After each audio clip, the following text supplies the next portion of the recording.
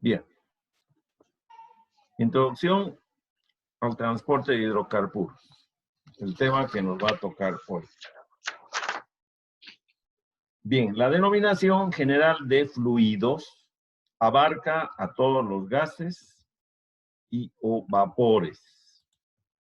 Su movimiento, conducción y transporte es un problema de orden físico que cae de lleno en lo que se llama la fluidodinámica. El conocer permite proyectar en la forma más económica que pueda darse para dicha conducción o transporte. También estudia la medición de caudales, que es de interés para el control de las mismas. El transporte de fluidos está basado o se basa para su estudio en los principios de conservación de la masa y principio de conservación de la energía. Entonces vamos a ver el primero de ellos, que es el principio de conservación de la masa, que vendría a ser un análisis de lo que es el balance de materia. Para ello nos vamos a imaginar un fluido que circula por esta tubería. Y supongamos que se trata de una circulación estacionaria. Ya sabemos que es estacionaria, ¿cierto? Caudal constante. Por eso digo que la cantidad que descarga la tubería es constante para intervalos también de tiempo iguales. Vamos a considerar las dos secciones de esta tubería, la sección 1 y la sección 2. Y las vamos a poner tan alejadas como querramos. Y también vamos a suponer que no hay pérdidas de energía entre estas dos secciones. El principio de conservación de la masa o el balance de materia nos lleva a afirmar que la cantidad de producto que pasa por la sección A va a ser exactamente igual a la que pasa por la sección B. De esa manera nosotros podemos decir que la masa que pasa por 1 va a ser igual a la masa que pasa por 2. De otro lado, vamos a considerar que el diámetro de esta tubería es uniforme. Por consecuencia, áreas también van a ser iguales, denominadas área 1 en la sección 1, área 2 en la sección 2. Y también designamos que el paso del fluido por esta tubería va a tener la velocidad 1, U sub 1 en la sección 1 y U sub 2 en la sección 2. Estas velocidades que estamos considerando son velocidades medias. La velocidad lineal del fluido no es igual en todos los puntos de la misma sección. La velocidad media es aquella que tendría que llevar el fluido para que siendo esa velocidad la que tuviesen todos los fluidos de una misma sección. Entonces la cantidad de fluido descargada por la tubería fuera la misma. ¿Ok? Además de ello, vamos a considerar que las densidades van a ser las mismas, es decir, densidad 1 igual a la densidad 2 de cada una de las secciones. Entonces, podemos escribir la ecuación de la continuidad, que nos dice que el área 1 por la velocidad 1 y la densidad 1 va a ser igual al área 2, velocidad, densidad 2. De otro lado, vamos a definir el producto de la velocidad por la densidad, que se llama la velocidad másica. ¿Okay? Entonces, la velocidad másica, aquí tenemos un dato que está mal, vamos a corregir, esto es velocidad. ¿Okay? Esa es la, perdón, velocidad 1. Entonces, velocidad por densidad es la velocidad másica. Entonces, podemos escribir que el área 1 por la velocidad másica 1 va a ser igual al área 2 por la velocidad másica 2. De esa manera determinamos que las unidades de la velocidad másica van a ser masa longitud al cuadrado sobre tiempo. ¿Okay? De esa manera podemos determinar que la cantidad de materia que pasa por la sección 1 pasa por la sección 2. Y si consideramos que las áreas son iguales, como hemos dicho al principio, entonces nos lleva a afirmar que G1 es igual a G2. Es decir, velocidad másica que pasa por el punto 1 es igual a la velocidad másica que pasa por el punto 2. Eso nos determina el balance de materia. Por su parte, el balance de energía, ahora vamos a calcular en base a todos los tipos de energía que circulan por una tubería. Vamos a considerar solamente las más importantes, que van a ser la energía cinética, la energía potencial, la energía interna y la energía aportada por fuerzas exteriores. Sabemos que la energía cinética está representada por la velocidad, de manera que podemos escribir que la energía cinética es la masa por la velocidad al cuadrado dividido 2. Como es una unidad mecánica, sus unidades estarán determinadas en kilogramos por metro, como energía mecánica. Si quiero considerar por unidad de masa, voy a dividir entre la masa y la aceleración de la gravedad. Al dividir, me queda la velocidad al cuadrado 2 veces la aceleración. De esa manera, si la velocidad es al cuadrado, por ejemplo, en metros segundo, va a ser metro cuadrado, segundo cuadrado. La aceleración de la gravedad es metro sobre segundo cuadrado. Se cancelan los segundos cuadrados y un metro con un metro, de manera que me queda la energía cinética medida en metros. Y no se olviden que la energía cinética es una unidad de energía mecánica. La segunda que vamos a analizar es la energía potencial. Y la energía potencial sabemos que está referida a la altura, de manera que su expresión general es masa por aceleración y altura.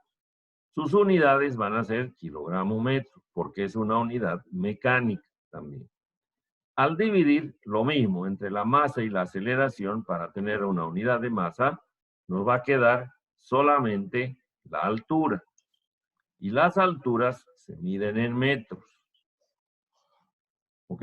Entonces también es una unidad mecánica. Por otro lado, tenemos la energía interna, que es una unidad, como su nombre indica, es una unidad calorífica. Su representación es la letra U mayúscula. Sus unidades pueden ser kilocalorías, pueden ser BTUs, etc. Como es una unidad de energía calorífica, si queremos compatibilizarla con energía mecánica, debemos utilizar el equivalente mecánico de calor, que es J. Entonces, al multiplicar J, los kilogramos metros solamente se convierten en metros, también como unidad mecánica. Finalmente, las fuerzas que vamos a considerar son las fuerzas exteriores, que también es una energía mecánica. Y las fuerzas exteriores están determinadas por la presión y el volumen. Como es una unidad mecánica, también estará expresada en kilogramos metro. ¿Ok? Entonces, esta unidad, por ahora, la vamos a dejar en estas unidades, porque va a depender si estoy trabajando con un líquido o estoy trabajando con un gas, para ver cuál es la relación en presión-volumen. Pero ya les puedo indicar anteladamente que las fuerzas exteriores también se van a expresar en unidades de longitud. De manera que de las 4 unidades que hemos visto, energía cinética, potencial y energía aportada por fuerzas exteriores, son unidades mecánicas. y la energía interna es unidad calorífica.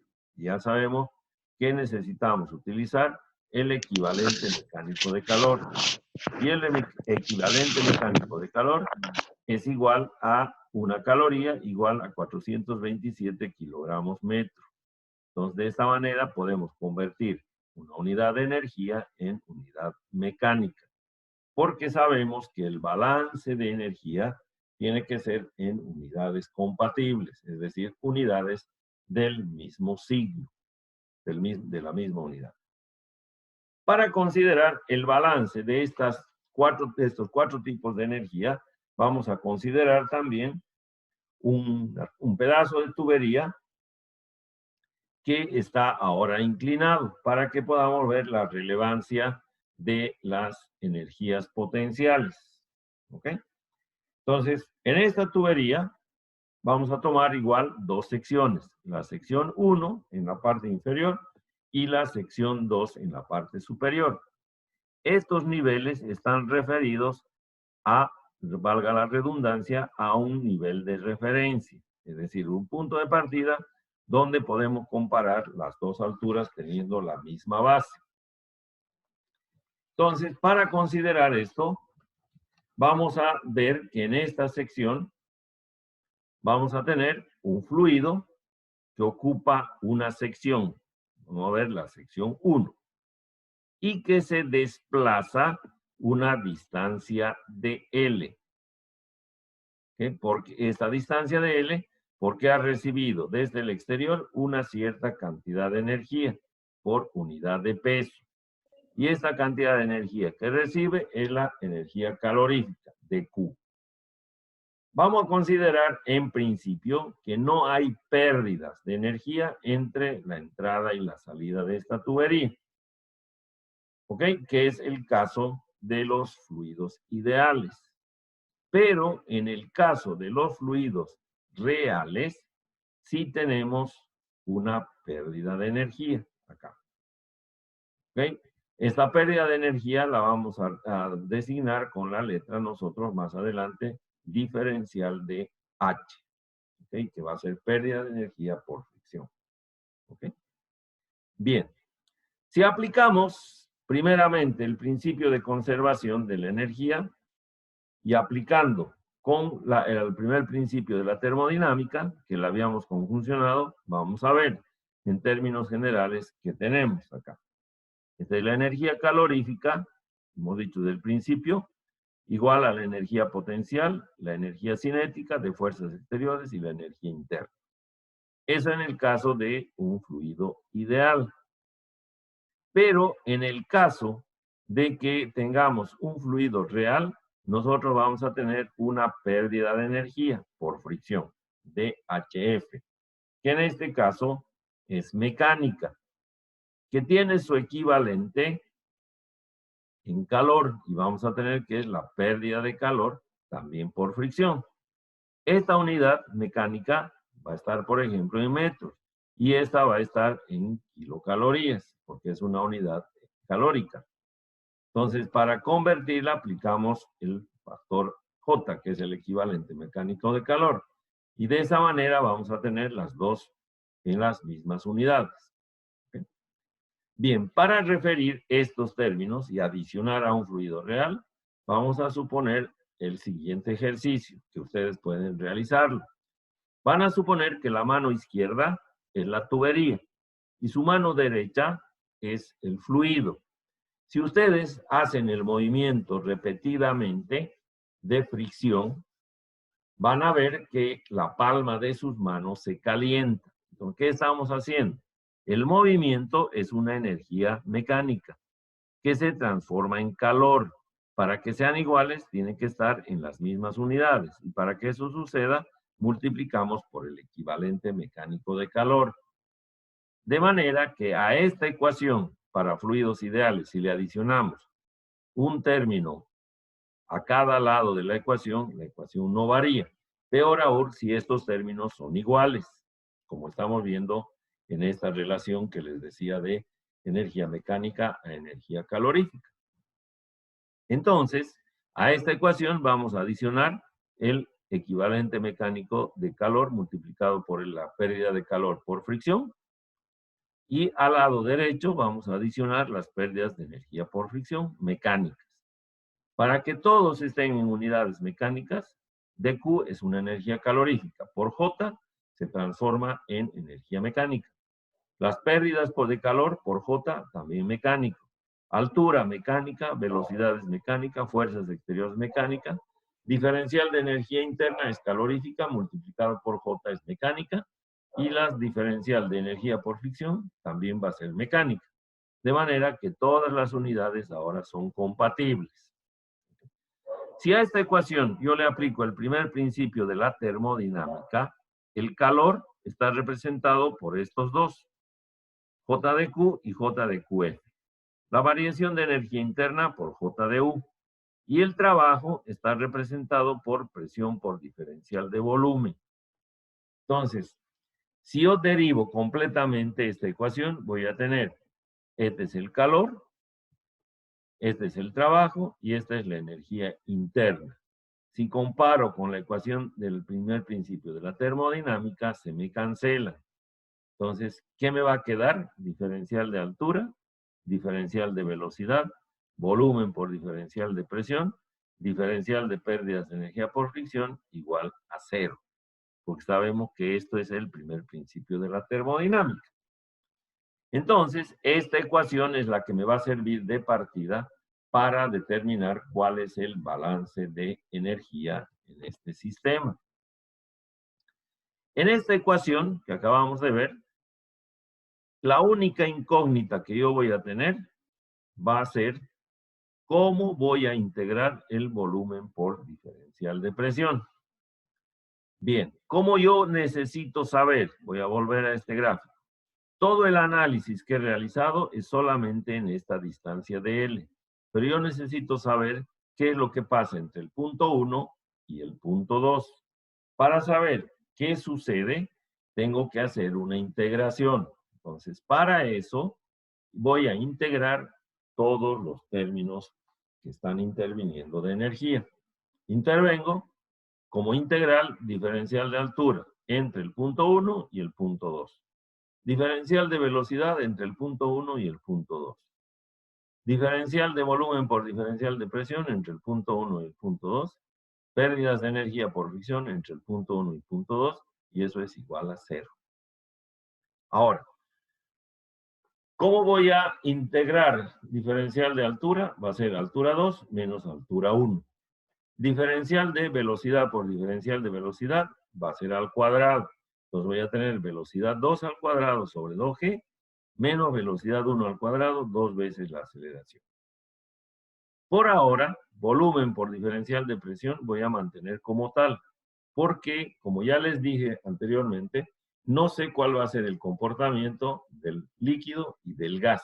Por lo tanto, cuando estudia un líquido va a tener una interpretación, cuando estudia un gas va a tener otra interpretación. Y finalmente, la integral entre las pérdidas de energía por fricción va a ser pérdida de energía por fricción en el punto 2 menos la pérdida de energía por fricción en el punto 1.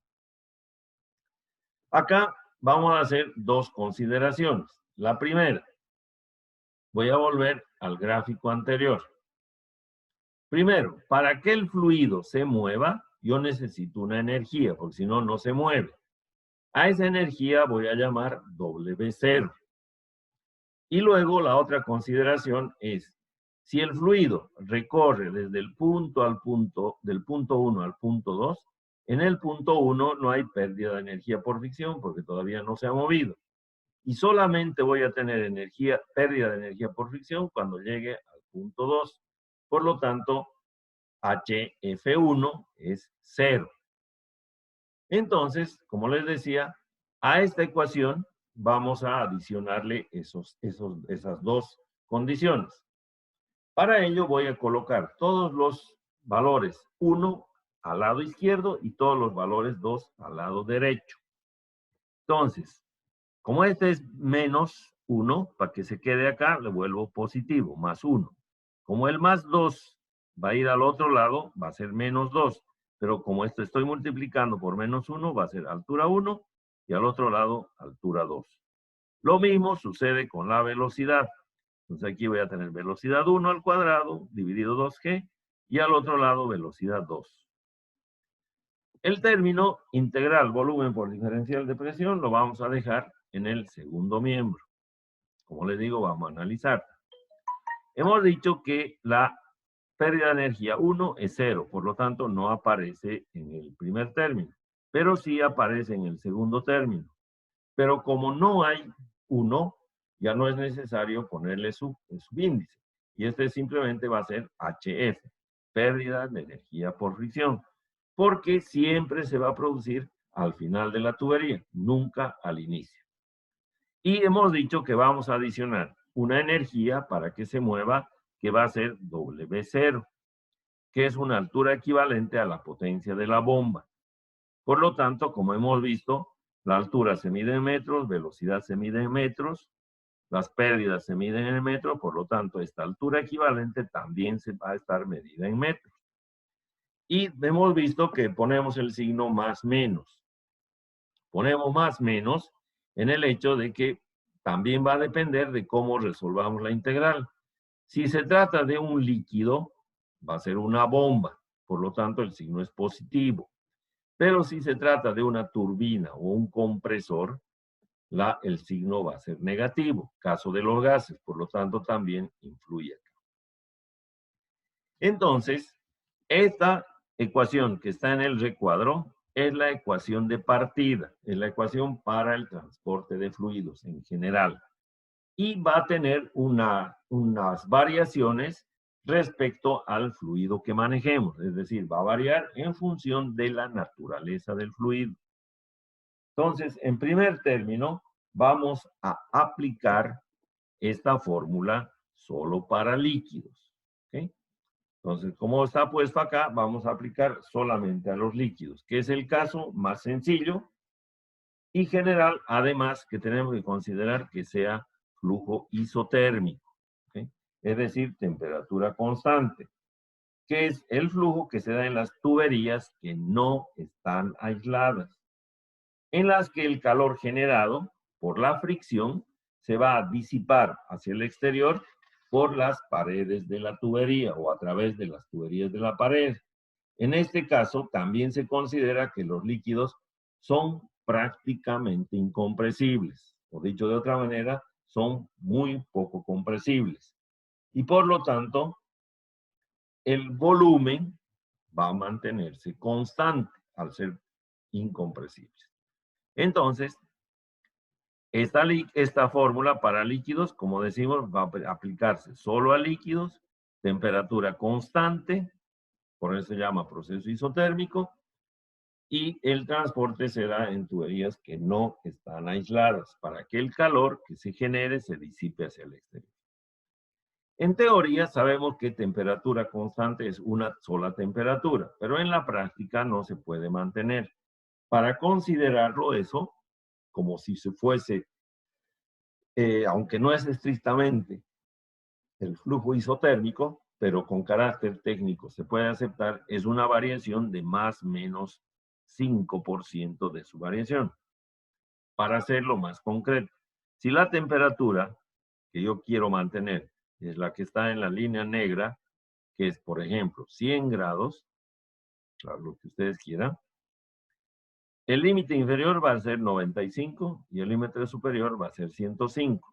Si en ese rango varía la temperatura, en la parte práctica se puede considerar como si fuese constante. ¿Okay? Bajo esas condiciones podemos aplicar. Entonces ahora se va a simplificar. Entonces lo que tenemos, voy a volver un poquito acá, esta ecuación tenemos que hacer dos variaciones. Primero, que este signo va a ser ahora positivo, ya no va a ser negativo, porque se trata de un líquido. Y luego tenemos que integrar volumen por diferencial de presión, que se hace más sencillo, porque el volumen va a ser constante, a ser un fluido incompresible, y solamente varía la presión. Entonces, bajo eso, vamos, el cambiar de signo no hay ningún problema. Vamos a ver cómo funciona la integral. Entonces, volumen por diferencial de presión. El volumen lo sacamos de la integral. Pero este volumen, ¿se acuerdan que en todos los términos que hemos hecho es volumen específico, que es el volumen de una unidad de peso? Integramos la presión. Como el volumen es fijo, la integral es presión 2 menos presión 1. Como este es el volumen específico, también puedo especificar en función del peso específico. Si yo divido presión 2 menos presión 1 sobre el peso específico, obtengo el mismo resultado, ya que sé que el volumen específico es igual al inverso del peso específico. Entonces, si lo colocamos de esa manera, en función del peso específico, vamos a dividir las presiones. Entonces, individualmente vamos a tener presión 2 sobre peso específico, presión 1 sobre peso específico. El 1 vamos a llevar a la izquierda y el 2 a la derecha de la ecuación general. Entonces, vamos a tener altura 1, velocidad 1, más presión 1, y ahora adicionamos más W0, que es positivo. Altura 2, velocidad 2, presión 2, pérdida de energía por fricción. Entonces acá, como ya hemos definido con anterioridad, la altura vamos a medir en unidades de longitud, por ejemplo, metro. La velocidad ya hemos visto que va a ser metro cuadrado segundo cuadrado sobre metro segundo cuadrado, por lo tanto, también en metros, unidad de longitud. Lo mismo al otro lado. Vamos a analizar las presiones.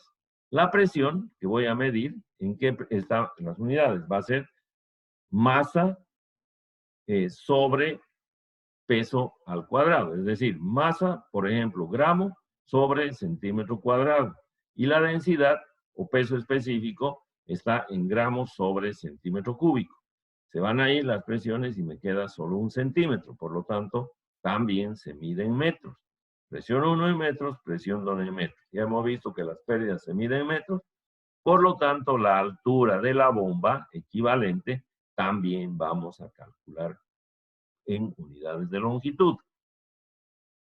Normalmente, esta ecuación se utiliza para calcular la potencia de la bomba, que es W0. ¿Ok? Bien. Entonces, si nosotros hacemos un balance, ¿qué estamos analizando en este caso? Tenemos esta tubería por la que vamos a mover este líquido entre el punto 1 y el punto 2. Sabemos que aquí tiene que ir una bomba, ¿cierto? Para que le dé energía. Pero ¿cómo vemos nuestro balance? Nuestro balance tenemos una altura 1 y una altura 2.